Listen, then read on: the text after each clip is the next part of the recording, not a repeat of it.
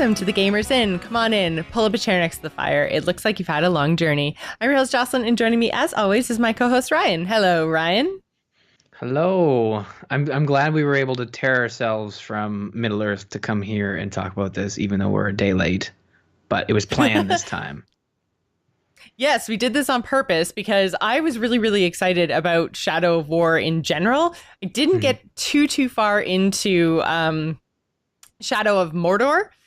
I think I played maybe like 2 hours. It just didn't grab me. I didn't experience a lot of the Nemesis system everyone was talking about. But for some reason, Shadow of War, man, it has grabbed me like crazy. I started playing this morning and didn't put it down for 8 hours straight. It, like, my shoulders were sore, my back was sore. I was like sitting at my computer but playing with the controller, so I was hunching over in all kinds of weird angles. And yeah, I was like, even though I was in actual physical pain, I was like, must keep killing Nemesis. You were preparing yourself for the nemesis that is Extra Life. I shouldn't say it like that. You were preparing for Extra Life, and then that's Yes. that's important. And I did the exact same thing. You'd probably noticed that I'd put quite a bit. I think I'm at 12 hours now. I was even surprised. Yeah, I was rocking it a couple late nights, and it's always fun to be like, oh, it's 1 o'clock, I'm gonna go to bed, and then as soon as you crawl into bed, baby wakes up, and it's like, oh, well, I guess I have another system that I need to conquer, and then it's bedtime. So if I seem a little tired, it's because I am. So Fair I've enough. been playing a lot of Shadow of War. It's kind of all I'm thinking about, and thinking a lot about what the first game was, Shadow of Mordor, and what this one is, and trying to compare the two, because before this game came out, I went back to Shadow of Mordor and played one of the DLCs that came out, which is essentially a prequel to Shadow of Mordor, where you play as Celebrimbor, and all of the names, the locations, the characters, the races, they all go over my head. Everything is Greek to me in this franchise, because it all just seems, it's so high level fantasy. I love Tolkien, but I'm more of a movie guy than I am the book guy. And I know that makes me a bad person, but let's push through. These are actually based on the movie Not necessarily anyway, so. a bad person. It's very much like it's very like high fantasy, and it's not necessarily over a lot of people's heads, but it's very thick. It's not an easy read. So, I mean, I totally understand people who just want to watch the movies, because the movies were pretty good. They left out some major themes, but overall, the movies are pretty good. The book had I read The Hobbit, and I know it's a children's book, but I was a child when I read it, so it counts.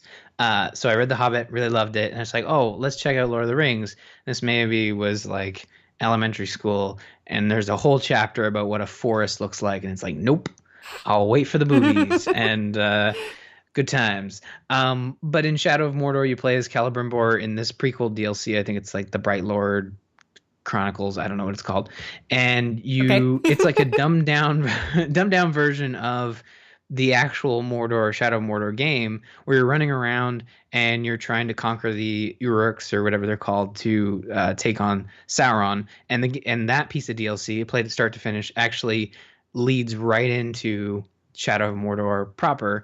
So I got a taste of this game, and it is straight up a Batman clone. And I know, why are we talking about this? I'm getting to the new one. Shadow of War comes along, and I think playing Mordor right before this one really shows how much has changed between these two games.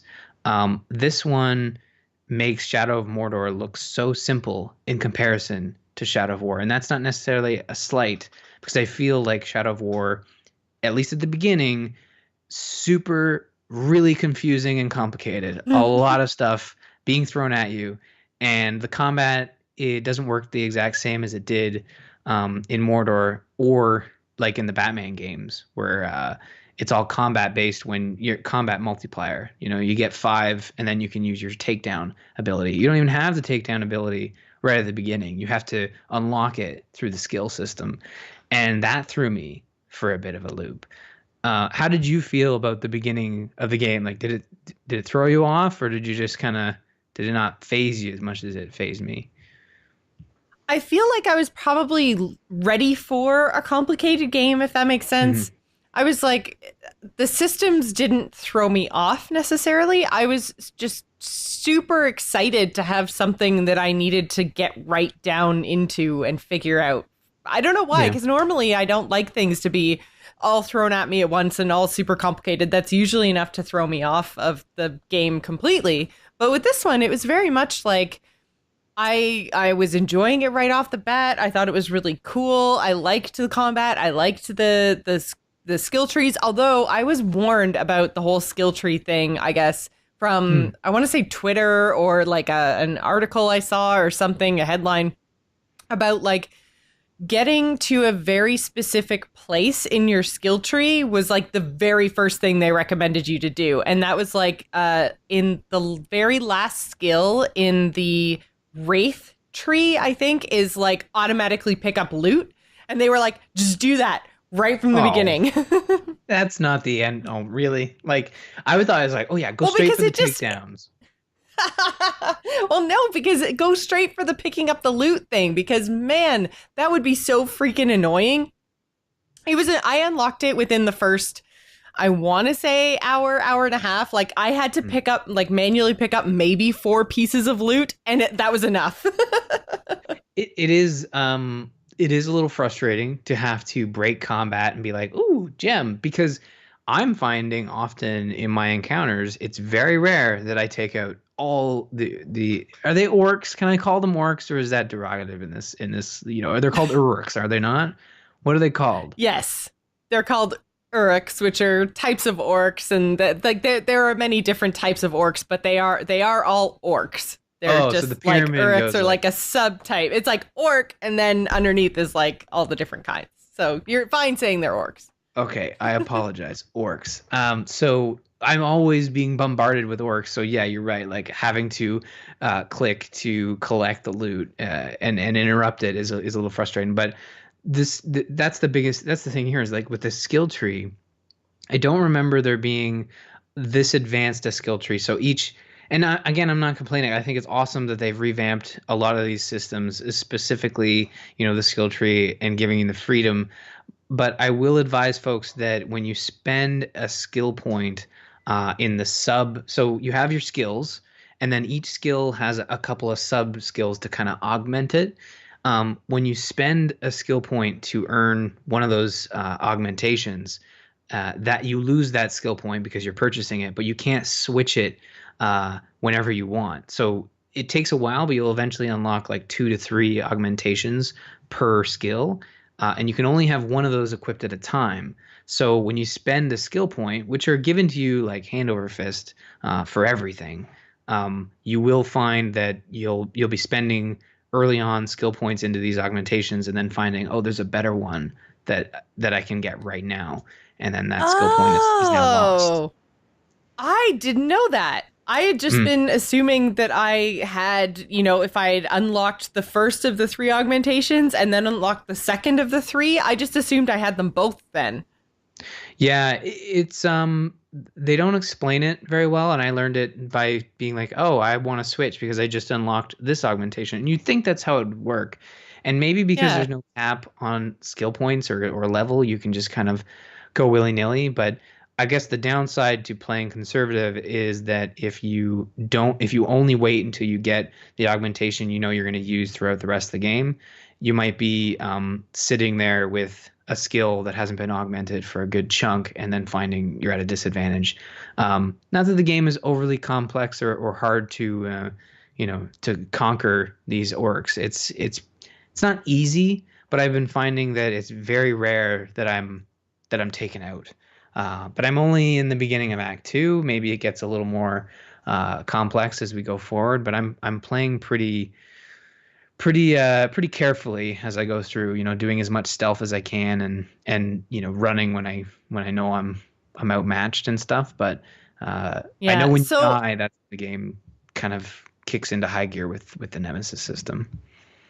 yeah, so I haven't actually made it into Act Two. I've played about 8 hours now, Hmm. but I've been just so totally engrossed in the Nemesis system because, like, I wasn't doing main story quests. I was trying to like clear the whole entire first fortress, and Right. then I kept like when you clear one kind of like orc boss mission, then time advances and then other orc missions show up. So I was like trying to get to the end of those and never actually getting to the end of them, and I was like, what the heck is going on? And they're just kind of like infinite. They are infinite, and I will say that Act One sort of introduces you to the idea of this nemesis system.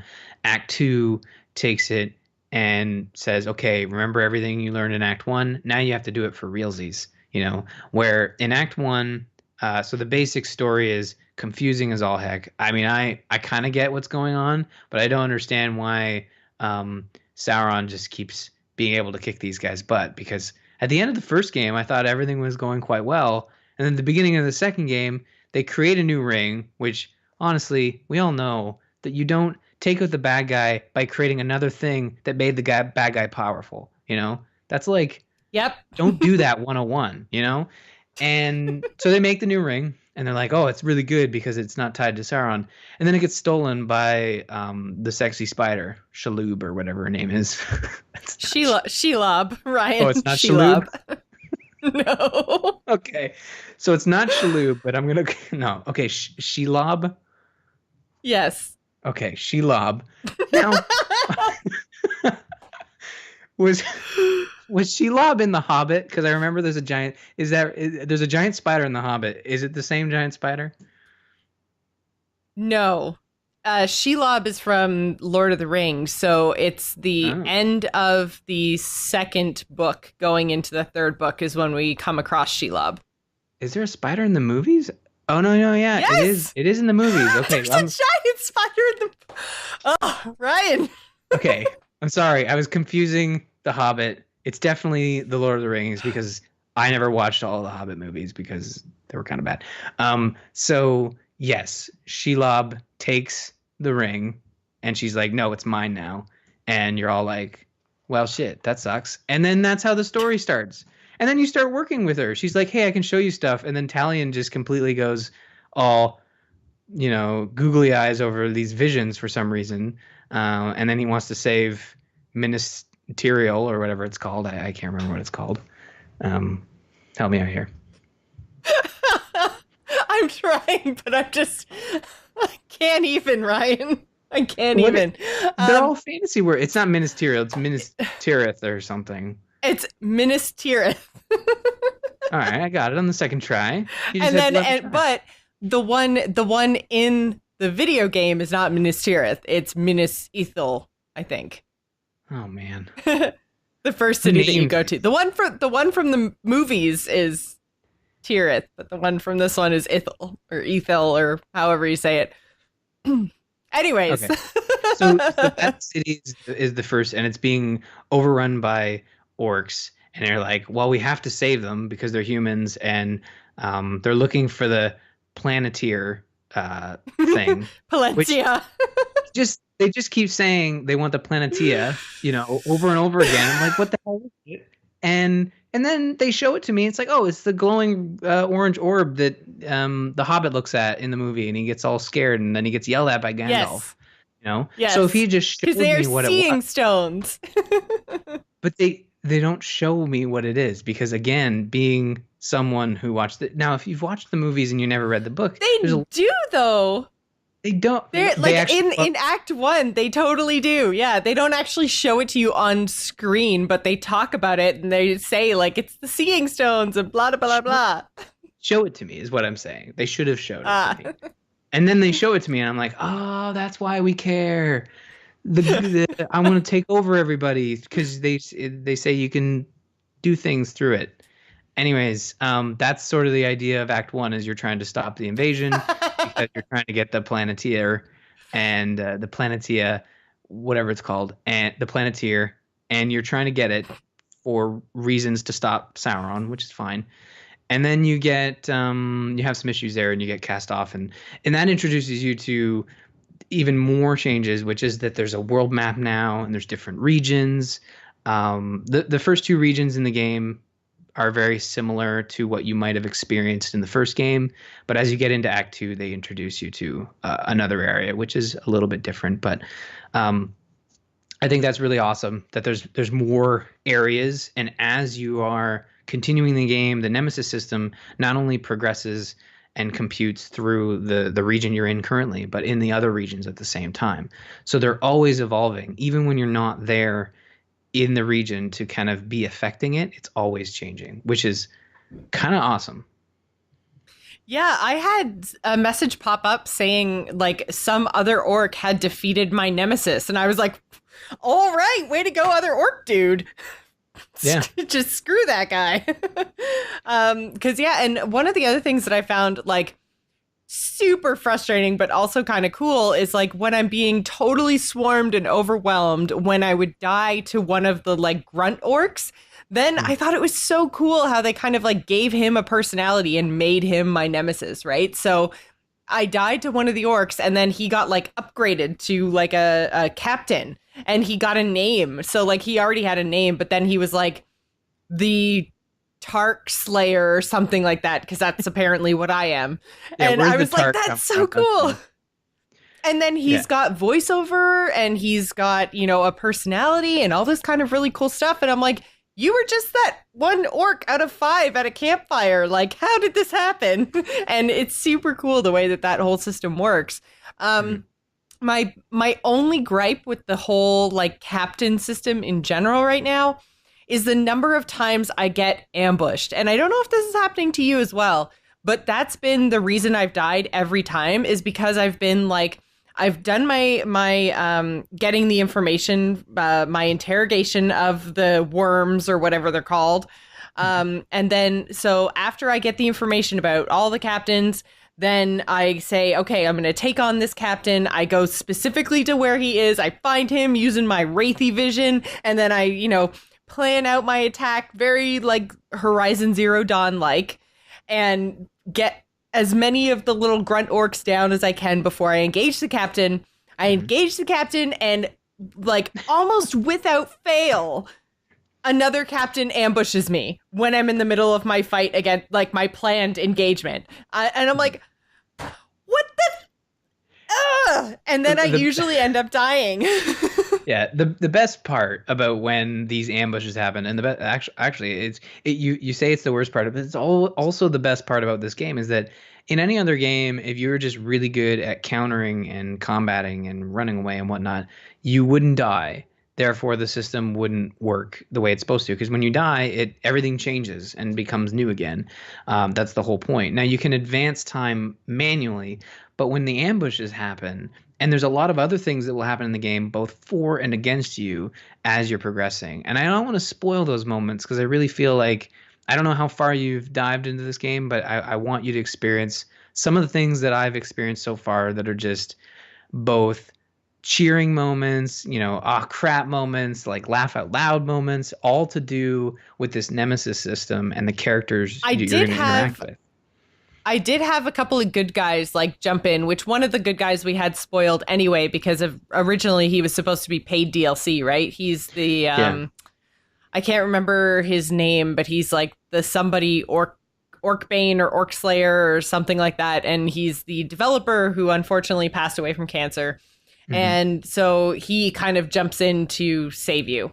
So I don't know, like I've had him jump in and save me. I've had a Gondor captain jump in and save me. So I've had a couple of those moments happen now. I don't know if there's more to it than that, but That's one of them that are really cool. And the once DLC captain one that happens and it's like, oh yeah, that's that controversy we talked about a couple weeks ago. That yeah. was fun. And then a Gondor captain did it. We were fighting in a group and it's just it was awesome because I didn't know it would work that way. I'd kind of heard rumblings about it, but then when it happened, I was like, yes, thank you. You're finally doing something useful. And it was just great for that to happen because honestly, you feel like it can happen a lot with the enemies, and now it's happening for you. But there's some other things that can happen as well, Oh, like the it happens ambushes. way, way more often that I get Oh yeah. ambushed than that Oh, I get saved. I've been saved 3 times and I've been ambushed probably 30.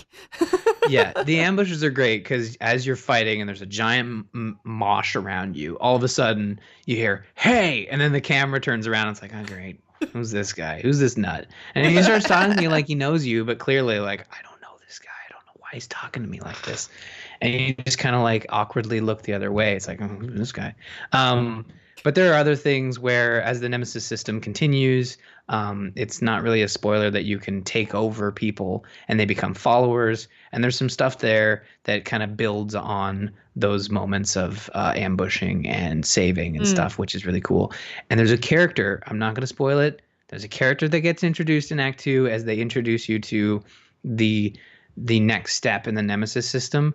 And honestly, once you get to Act 2, you need to start doing the Nemesis style quests of building your army and going after the war chief, because the interactions with that character are just hilarious. Honestly, really good stuff. So I'm looking forward to talking about that next week because I think you're very close. But yeah, I am very close. I tried to kind of I tried to rush my whatchamacallit. I tried to rush my story quests a little bit at the end because, like I said, I had gotten so bogged down in trying to clear like the orc captain missions, which, like we mentioned, they're infinite. You can't ever clear them. So, but I didn't kind of realize that. I thought I was just doing more and more quests in these areas. So I got really bogged down in that. So I think I should be in Act 2, but I kind of didn't get Act 1 finished quick enough. I spent too much time, I guess. Although I'm probably like level like 13 or 14 now. Like I've leveled up my character really far. So I'm out leveled a lot of the stuff in the zones that I'm in. But the other thing that I found when I was playing, and I didn't realize that this was going to be a thing, was I can actually try to avenge online deaths. I don't know how it decides which ones to give me. I don't know if I'm like randomly showing up in someone's game because I keep dying to all these stupid ambushes. But one of the little icons on my map was like online Vendetta. nemesis quests or so. Vendettas. Yes, vendettas. Thank you. And then so I had one I didn't have any in the first like kingdom in the city. I had my first one in Cirith Ungol. And so I went and tried to do it, and I was super excited because I'm like, I'm going to avenge this guy, and then it's going to be super great because we both get some currency that I don't really know what the currency does, but we both get 50 of it. So that seems like it should be a good thing. I'm going to go try this. And sure enough, I got ambushed when I was halfway done killing or no, I hadn't even finished doing the thing, because that's the other thing. To draw the captains out, you usually have to do things. So like kill 5 enemies using stealth in the matter of a minute, or, like kill a certain type of orc, or, or a certain number of a certain type of orc. Like there's something you have to do to make the captain show up. So I hadn't even started the thing to make the captain I was going after show up. I was just clearing out grunts and stuff, but I was, I think I'd pulled like 10 or 15. Like I'd pulled a lot of orcs, and then all of a sudden I get ambushed, and I'm just like, son of a, and it was by one of those big tank dudes that like you can't damage from the front. And then so I tried to jump over him, and he's like, my blood brother told me you'd try to do that, and he like threw me off. So I'm like, okay, now I can't get behind you, I can't damage you from the front, damn it. And I died. And then it's like, you failed to avenge, like insert random internet name here. And I was like, oh, I'm so terrible. They had those in the first game, and I remember them sort of prioritizing friends, people in your friends list. I have not come across any of the friends, and I know I have at least 3 or 4 other people who are playing. I don't know if they've died, but now that you've confirmed that you've died, and I've confirmed that I've died, I've died eventually, a lot. yeah, and I've died a lot as well. We should see each other's vendettas pop up online. Whether I don't know how it works. Maybe there's a setting that you can have it prior. Because I would rather, have it. I'd appear rather less. avenge you. Yeah, I'd rather have it appear less and have it be for a friend than random, triple X, Snyderman triple X, with a couple underscores in there. That's my random internet name. It was well done. Yeah. Thank you. It's a cool system, and the currency, I don't know what it does, but I think it's for a system that pops up in Act 3. I think basically how the game works is Act 1 is very much like Shadow of Mordor, and then Act 2 is starting to get you into the fortress type systems Mm. that we saw at E3. And then I'm That's assuming the Act thing that I 3. just started, is the thing where there's Mm, like captains, and then there's war chiefs, and then there's like a big huge boss guy. So yeah, I've just been introduced to the fact that there are, even though you could see like shadows of them on the ramparts of the castle or the fortress or whatever you want to call it, they've sure. just introduced me to the fact that defeating the captains who I've been fighting for the last 10 hours is actually required in order to weaken their war chief. So I'm kind of like, oh, that's why I've been doing this infinitely. Yeah, and that's why you in Act 1 it's just sort of getting you used to the orcs and the captains and how you collect intel. And then in Act 2, it sort of kickstarts that system, and then I think the second region of Act 1 has war chiefs, but not the one above that. I can't remember what they're called. Okay. Like we'll call them fort chiefs. I don't know. And then in Act 2, they kind of have the captains, the war chiefs, and then the fort chiefs. I don't know what they're called, but I feel like that's what they should be called because they do have a fort in which you're trying to siege. So, yeah, and I don't know what the Vendetta currency gets you, but I know that it pops out a lot of loot for you, a lot of armor, a lot of gems, and I actually found that when I did my last Vendetta, I got like a bunch of mid-level gems, so ones I haven't even been Mm, able to craft yet. So that's nice. actually been really cool. Yeah. That I think is one of my, I guess, least favorite parts of the system. I mean, it's very straightforward. It's like you pick up poor quality gems of a certain color. When you get three of them, you can craft one of the next level. And then when you get three of the next level, you can craft one of the next level and onwards up the chain. And as you move up the chain, the bonuses to the gems get better. But for whatever reason, I found it really difficult to figure out. Like, I ended up accidentally slotting a gem when I meant to use three to make a new one. Like, I pushed the wrong button. I'm also playing with a PlayStation controller, not an Xbox controller. So, oh my God, has it been? Because the only prompts in game are like the ABXY.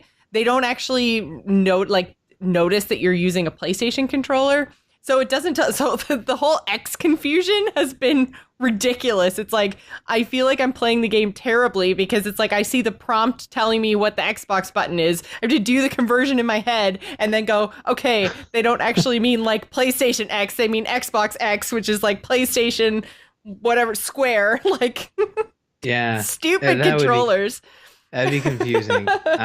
So in the I course of my false translation, I accidentally slotted a gem or something. Anyways, I ended up with two instead of three, and I was like, damn it, no, I wanted to combine those and make a better one. So you can that remove the was I gems find that whole gem system, I just feel like is kind of like blah. Not my yeah. favorite of all the systems I've been introduced to so far, because they do throw everything at you all at once. The gem system is my least favorite. That being said, you can slot a gem into a slot as opposed to like in World of Warcraft where you slot a gem into a specific weapon.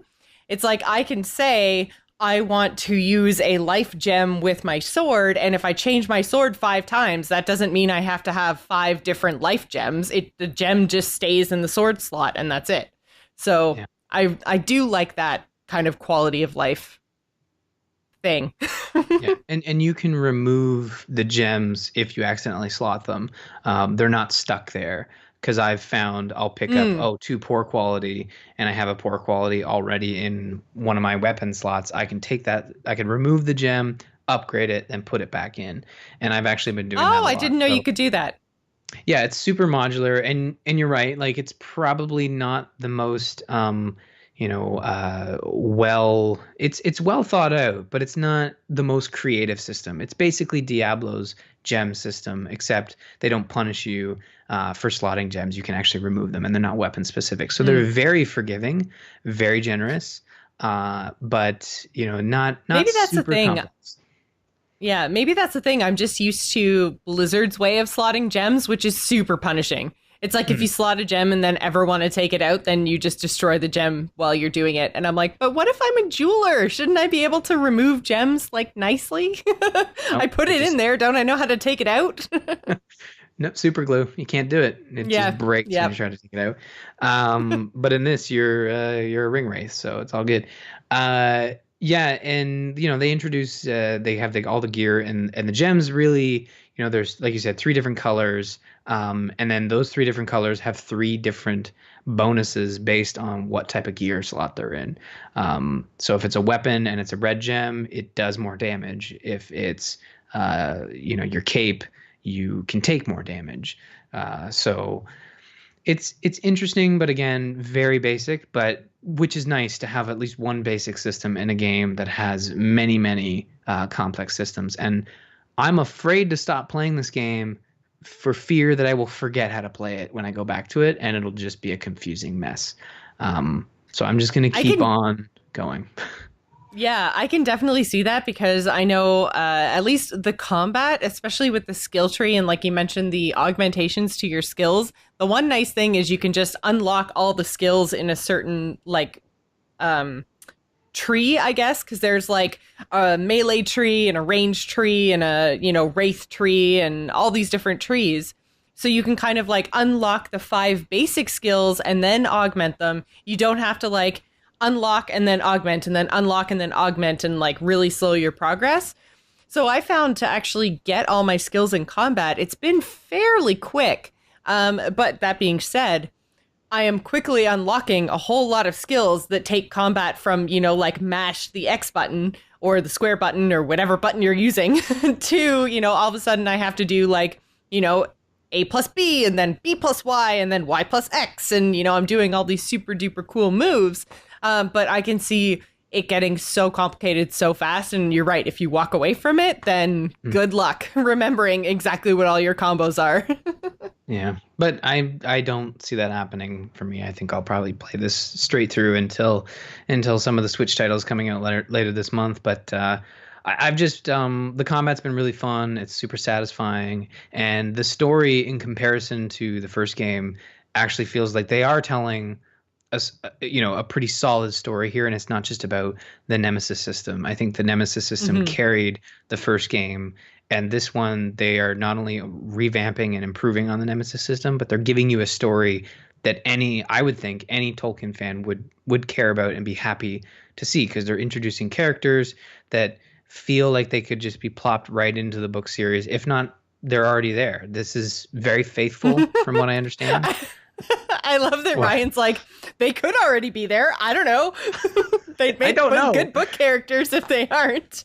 It feels like the daughter in the first area could be right out of the lore. Like she is a typical like Tolkien strong female character, and just it feels like book character right there, written all over. But I am getting this sense that the first game felt very like dominated by orcs. I mean, it was literally in Mordor, so I can kind of see that. But in this game, there are actual people, and it was so weird to see like human beings running around in this game, because in Shadow of Mordor, you are the only human, except for maybe like one or two that pop in cutscenes, and the only other two humans that show up right at the beginning are pretty much killed right away in the first game. There's no humans in the first one. In this one, you have like Gondor captains and soldiers all over the place. It feels like the world is lived in as it should be, because that first world is a town under siege, and it feels like it is alive and there's things happening, which is awesome. It's great to see that they've been able to show this. And I mean, how awesome is it for a Tolkien fan to look and see, their world created in this amazing video game? Like, what other franchises would you like to see get this kind of treatment? Like, it's not very often that you have a faithful adaptation of a franchise, and I think they've done a really good job here. I agree. I mean, I know that there's a lot of like Tolkien lore nerds who are kind of upset because I mean, like, you make a second ring of power. There's supposed to be one ring. That's the whole deal, right? It's the one ring that rules all the rings. And now they've made another one ring. So I can see some lore fans raging. But that being said, I feel like it's and I know that it is supposed to be like to take place right before all of the events of like The Hobbit and Lord of the Rings, but I don't know. I see it almost like an alternate history, like a what if, or like a wouldn't it be cool sort of a story, not necessarily to be taken as like canon, but to be Mhm. just, taking Tolkien's universe and telling a different story within it. And I Yeah. think that's totally fine. That's very exciting. I want to see other people's take on Middle Earth. And I would love to see the same sort of thing out of something like, say, Harry Potter. It would be really cool to see like the first Wizard's War from a different character we've never heard of's perspective, or, like we heard everything from the perspective of like Harry and his family. What about all of the other wizards and witches that lived in the land? Like I like those kind of stories that flesh the world out further that I already love. So I think that so far Shadow of War is doing that. I really, really enjoy it. Like I said, I played it for like 8 hours straight today, not because I had to, but because I couldn't put it down. So it was tons of fun, and I do recommend this game, although it does have some problems, and we're going to talk about in a second.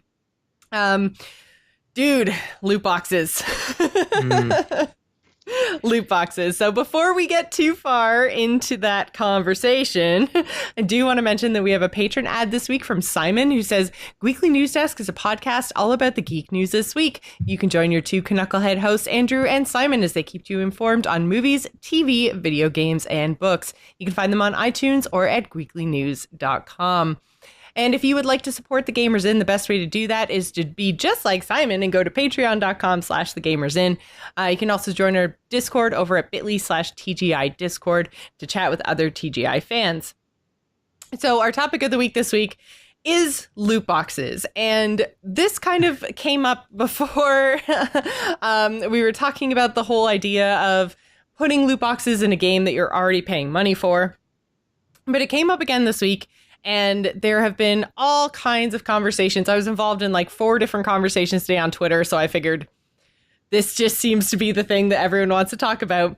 And it's because OpenCritic, which is a website I didn't even know existed. So sorry, guys, over at OpenCritic. But it basically just kind of looks like Metacritic. Am I thinking of the right website, where it kind of aggregates all of the scores given on different websites into one? But OpenCritic seems to not have user reviews, whereas Metacritic does. Am I right there? Am I getting my names and my companies right? Yeah, so Metacritic was the one that everybody knows and has seen before. And then you look at OpenCritic, and again, I didn't know existed either. And I think it was created to battle the negative impact that Metacritic was having. I'm just sort of injecting here. I'm not actually sure, but I'm sure this is the reason they created it, is because that was the impression that I got for sure. With Metacritic, you have companies that are basing, bonuses on the fact that, oh, you're going to have an 80 or above Metacritic, and then you get this bonus. OpenCritic kind of, breaks that down and says, if the score is within this range, it's strong. If it's within this range, it's good. It's all the same stuff. It's with a prettier package in my mind. I mean, it's still an aggregate score, and you don't have to read anything. You just go and say, oh, it's really strong. I mean, you can read but you could do that on Metacritic too. But that's not what we're here to talk about. Loot crates. I was involved in a couple conversations as well. I feel like Shadow of War has opened up this can of worms again. And if you're wondering, like, wait a minute, you guys have definitely covered loot boxes before, it's because it's still a problem, and it's kind of getting worse, I would say, if not better at the same time. Yeah, this is kind of what I wanted to talk about is it actually as bad as we thought it was going to be? Are there companies doing a good job versus companies doing a bad job? And is there ever a place for loot boxes in gaming whatsoever? Because basically, so the reason why it came up in the news and the reason why we're talking about OpenCritic specifically is because they said that they are going to try to figure out a way to add a criteria in their rating system. And then so by doing that, then kind of encouraging more and more review sites to do the same, because obviously if they're aggregating, they want to pull the information. They want to make sure that the loot sites, oh my God, the review sites are adding something about loot boxes in their actual, or microtransactions in their actual reviews, so it can be aggregated on OpenCritic. And so they are going to basically take into consideration in their scoring system something about microtransactions or loot boxes in games. So I think that that's great because it helps inform the consumer. You know, the more categories, the more information you can get. Yay, thumbs up. Mm-hmm. But the like loot boxes have definitely been vilified, I guess, just in the last little while because for me, the first real big one was Overwatch, where it was like, okay, you are paying for a game. Here's my 40, 60, 80, whatever dollars. And then I get into the game and they're like, buy our crap. And I'm like, I just did. F off. So that I think was the first game that kind of made me go, okay, whoa, like you're not free to play. You are charging me to play your game. Like I should pay a price and then get your game. Mm-hmm. So that was kind of like the first one that was really like in your face with both the kind of cosmetic loot boxes and the price for the game. And the reason why it's coming up again is that Shadows of Mordor is doing this, or sorry, Shadow of War is doing the same thing. They are a full price AAA title, and they are the first one. I think they're the first one this year, and there's going to be another 3 or 4 AAA titles that all have microtransactions in them. But Shadow of War is just the first one to come out, which is why OpenCritic is, launching their microtransaction rating system alongside it. But basically, the one thing I wanted to mention specifically about Shadow of War is at least I feel, at least so far, that they've actually done an okay job with their microtransactions in game. I haven't once been told, hey, go buy our loot boxes. I actually accidentally found the place where I was supposed to open my loot boxes because I had bought the silver edition of the game. So I had a couple of loot boxes already and I opened them and then it was like, you can't use this stuff yet. Get out of here. Yeah, and I'm not at the point where I can use it either, but I did discover the marketplace, and it's as weird as you would imagine. I mean, I remember it wasn't too long ago when, DLC was a thing, but there wasn't this store that you could go into and buy, these random loot boxes that you didn't know what you were getting. There was a brief description of, it was a bunch of epics, a couple rares, and a poison guy. So it's like, okay, great. But in this game, yeah, it doesn't pop up like you've purchased a game on your phone for free and it says, hey, now if you buy this, you can do this or get these. And it doesn't do that yet. I haven't seen anybody online sort of confirm that it actually does that. But, if you read some of the reviews for Shadow of War, there is mention that the end game for Shadow of War, which takes place literally after the ending, there's the mechanics that are present there would be benefited from purchasing loot boxes. Whether it pops up and says, hey, go to the marketplace so you can beat our game, I don't think that's the case. But I know a lot of people who are against loot boxes would love that to be the case, and then they'd have something to stand on a little stronger than they're trying to sell us stuff.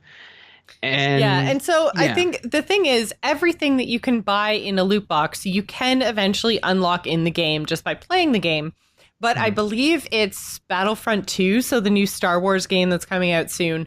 They said something like it takes 3,600 hours to unlock every item in the game without purchasing loot boxes.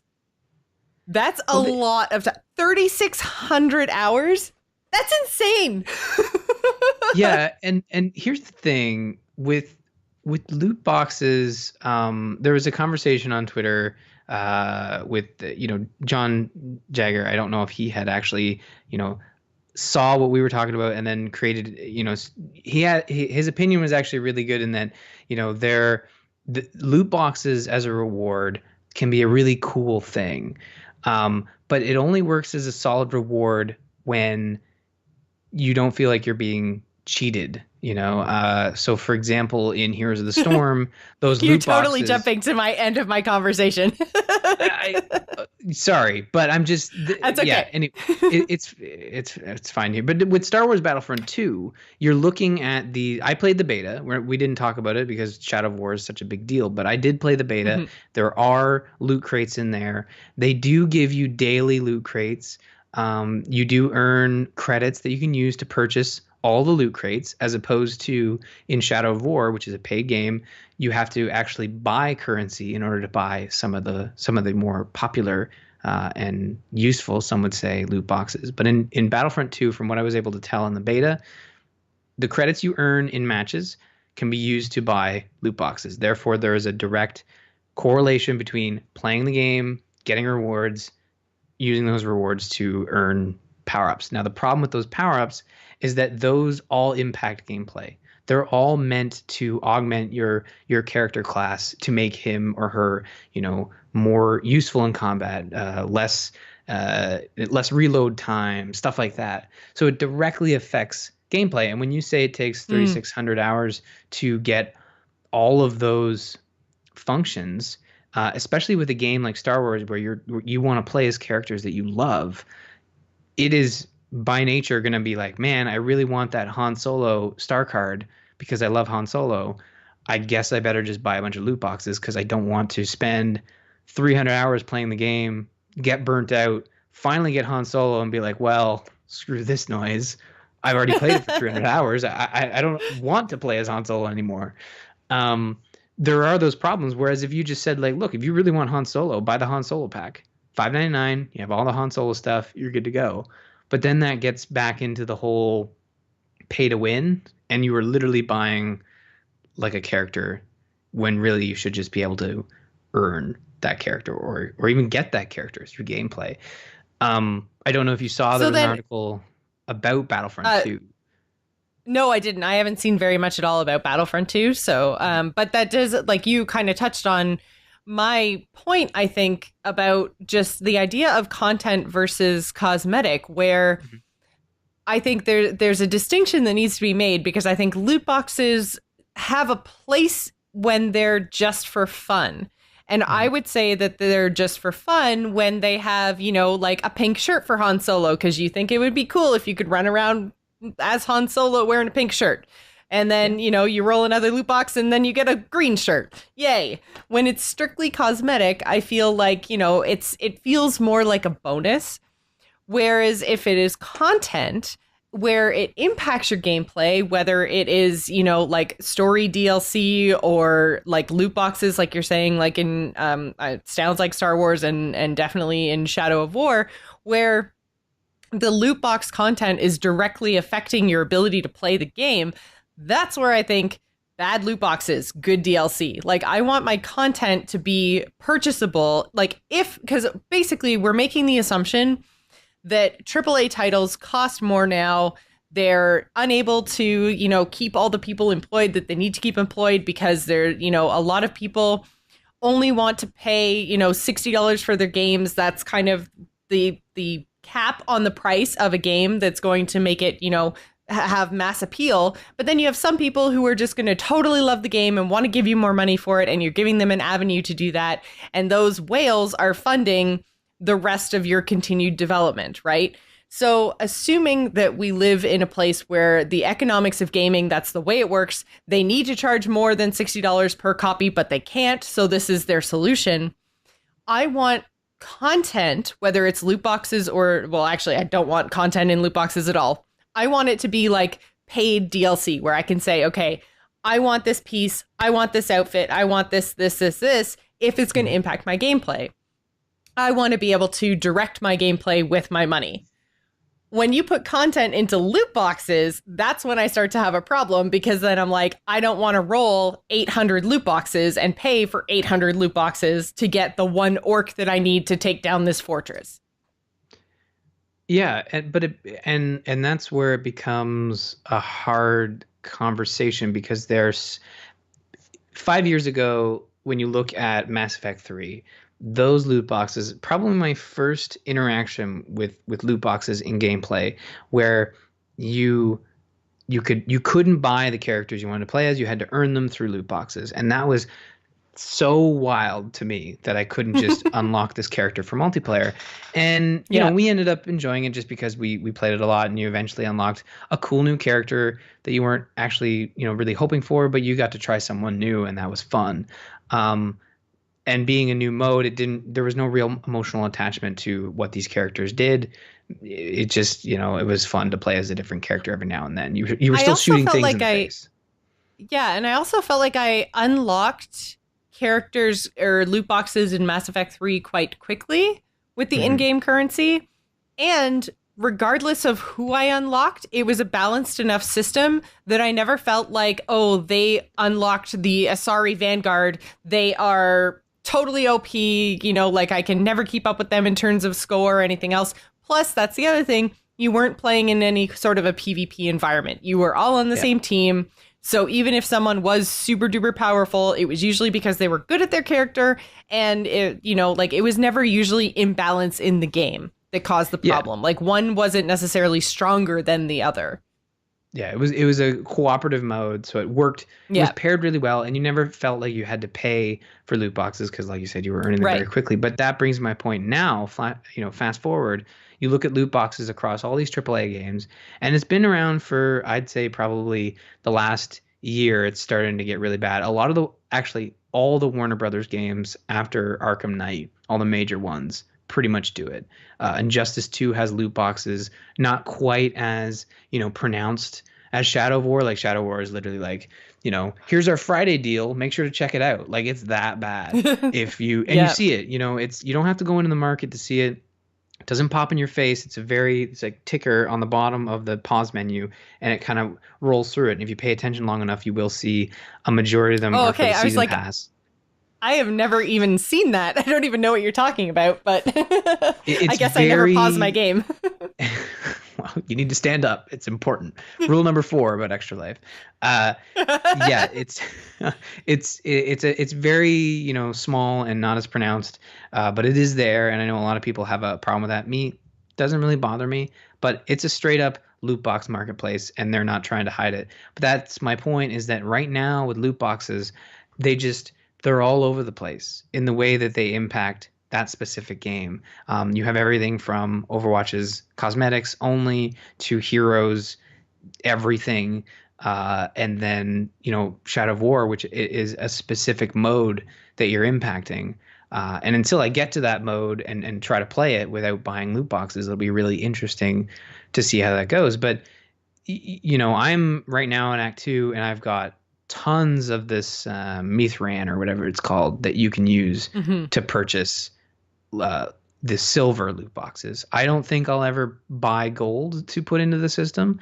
I don't think you can earn gold, and that's my issue. Is that if you can't earn every form of currency that buys this content in game, then that feels kind of like you saying, we need you to purchase these loot boxes for whatever reason, whether Hmm. it's to make money or to support the development. This is not a free to play game, so it is definitely to make money. If you look at Heroes, you can earn every piece of currency in that game. Some of it just takes a little longer. Overwatch, same thing. Do You I can't have problems earn with those? gems and heroes. Yeah, by leveling up, you can Gems earn are, gems. I don't think so. I'm You can I'm earn pretty loot sure. boxes by leveling up and you earn gold, but I don't think because Heroes has three currencies: gems, Yeah. shards, and gold. It's very rare, but I'm pretty sure it's like every like 25 levels you get a. I could be wrong. I don't play as much Heroes as the next person, but I could have sworn that as you hit Well, okay, milestones, you do get okay. gems. So I play Heroes. I mean, not as much as people who like Kyle, who play like every day, but I Mhm. play 2 or 3 times a week, and I can't remember the last time I was given gems outside of some promotion like Heroes Yeah, 2.0. I could be wrong, and honestly, I very well could be. We could Google it, but someone in the chat room look into But that. But yeah. I think that it's different across all games, and there's no perfect system there. And I think that's why this open critic thing, while feels like a bandwagon move, actually makes a lot of sense because it'll be able to look at all the reviews, bring all the comments on loot boxes together, and then give you a definitive answer as to whether those loot boxes, A, make you feel bad because they impact gameplay, or B, they're worth buying, or even C, like you can buy them with in-game earned credits. You can kind of already see the messaging for Shadow of War where it's like impacts gameplay. Yes, can I purchase them with in-game currency? To a point, do I have to purchase currency to buy some of these loot boxes? Yes. And to me, Hmm. that'd be a big message to gamers to be like, if this is a problem for you, do not buy this game because it's just gonna kind of make you angry. Take your money Hmm. elsewhere. Yeah. So that's kind of where I'm at with these loot boxes. They're all very different, and they're all hard to love or like for Hmm. that. It's a real problem. Well, and I know because like bringing it back to like you said, John's point on Twitter Mhm. earlier today, which I do agree with part of. But I mean, I think there are spaces for rewards for gamers, Mhm. and his argument was, to me anyways, because we talked a bit about it on Twitter, was basically saying that the rewards when you level up, specifically in Heroes, because obviously that's his game of choice. So specifically in Heroes, you need something when you level up. You need some sort of feel good, something, some reward. And so he was saying loot boxes in that case are good, and he likes them. But I don't know. For me, like, if it's going to be anywhere, it probably belongs in a game like Heroes. But I kind of just wish it wasn't anywhere. Like, I wish when I leveled up to level 10 on a hero, I was given a skin for that hero, as Mhm. opposed to, just this random box of crap. Because let's be honest, we talked about this when we talked about Heroes 2.0. We've talked about this in Overwatch. It seems to be like Blizzard specifically seems to be milking the crap out of loot boxes by watering down the offerings in those loot boxes with things like sprays and portraits and a whole bunch of other stuff. And the fact that you can get duplicates makes it even less fun. So I Mhm. think there are good and bad uses of loot boxes in games, but I think the good uses are cosmetic only and not all over the place. Yeah, and that's the thing. We mentioned Blizzard as being, I think they're two against one there, where they have like two models that are kind of crappy and watered down. And then you have one model like Hearthstone, which is free to play, supported by card packs. Those card packs are weighted in a way that you're getting a specific collection. Um, I mean, I'm not as up on it as you are, obviously, but it feels like that system is tuned Well, they're the right way. yeah, you buy them for a specific collection, for a Mhm. specific expansion. So I know exactly what card pool I'm pulling from.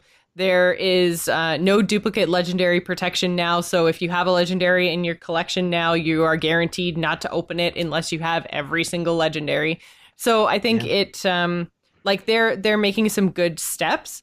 But I mean, when you're looking at some of the other loot boxes that are like every single loot box that you get, even when there's a special event on, at most has one guaranteed spot in that loot box that's going to give you something from the event. And we've talked about this specifically with Overwatch before, how that just feels terrible because then you're just hoping that your 1 out of 4 spots rolls the one item that you want, even though it has a very low chance to actually give you a skin. Because let's be honest, the skins and mounts are the things that we really want, right? Yeah. Like, Yeah. nobody's really hoping they get that Lucio spray. Everybody wants Witch Mercy.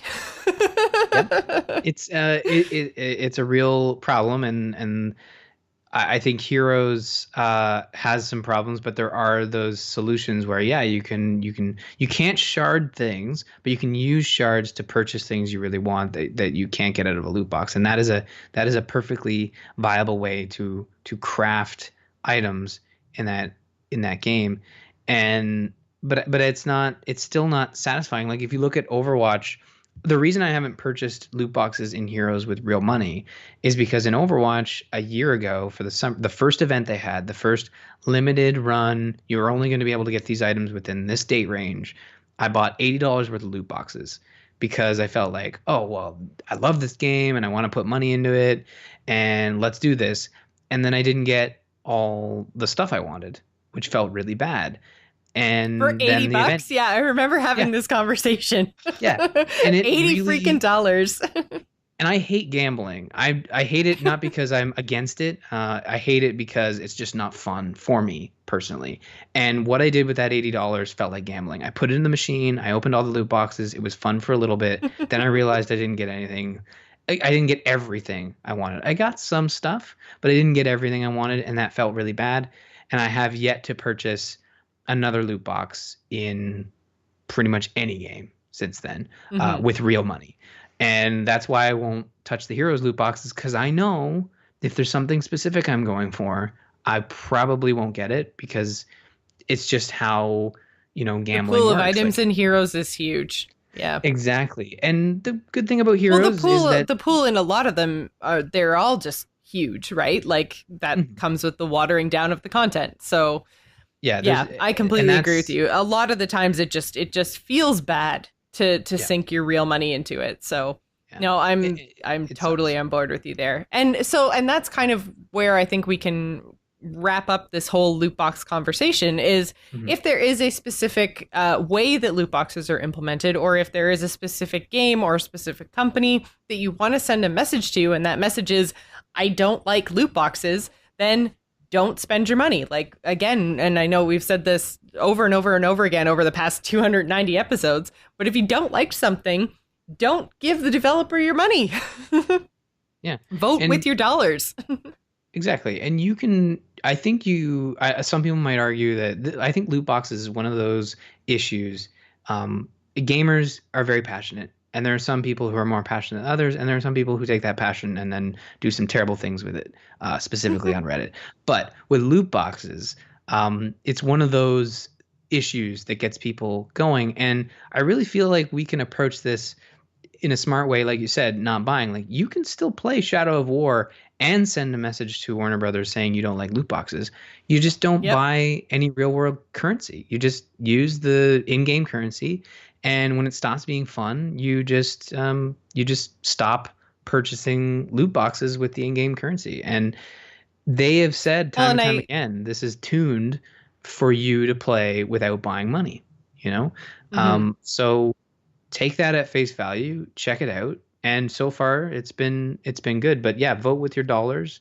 Don't buy loot boxes. And hell, if you like loot boxes and you want to support the developers a little more, go buy loot boxes. You have a choice. You're not a bad person if you buy loot Yeah. boxes.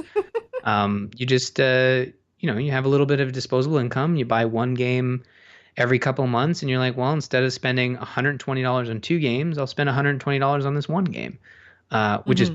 perfectly viable with Shadow of War, because there is a $120 version. So you can go out there and do that if you want. Yep. So I think that kind of puts a bow-ish on our conversation about loot boxes. If Mhm. you guys want to let us know what you think about loot boxes in gaming, please do email the show at info@gamersandpodcast.com. We also wanted to remind you guys again that we are doing Extra Life on November 11th. We have opened up our team this year, so it is open to, I guess, the public, for lack of a better term. It's open to anybody who wants to Yeah. join. So if you did want to take part in Extra Life with the Gamers In, then go to bit.ly/TGI Extra Life 2017. It will work with or without the underscore, because Ryan figured out how to fix my bit.ly link. So Gerarg shakes fist at bit.ly for not letting me grab it, but for some reason letting Ryan get it. I don't know. But anyways, TGI Extra Life 2017 will take you to our team page, where you can either choose a team member and then make a donation, or you can join our team and help raise money yourself. We are going to be, again, November 11th instead of November 4th. This is because of BlizzCon, so we are doing our Extra Life Marathon the week after. We are going to be streaming throughout the day and night on November 11th on twitch.tv/amovetv, so make sure you guys come and check it out. Even if you can't donate, and even if you aren't planning on participating in the marathon yourself, you can always help to boost our signal, and we very much appreciate it. So share the link all over the place. We also did want to give also did want to give a welcome to our new Extra Life team members, Jim, Josh, Servotech, and Anna. So thank you guys so much for joining our team. We look forward to gaming with you guys on November 4th and November 11th. And if you guys do join the team and you have a stream of your own, please make sure that you let Ryan and I know so that we can help boost your signal through all of our channels. I think that's pretty much going to do it for us tonight. Ryan, did you want to go through our final patron ad? Of course. Our final patron ad is from The Geek Review, which is a podcast that reviews everything and anything. For an honest consumer review, The Geek Review can be found on Facebook, Twitter, YouTube, Discord, and at thegeekreview.podbean.com.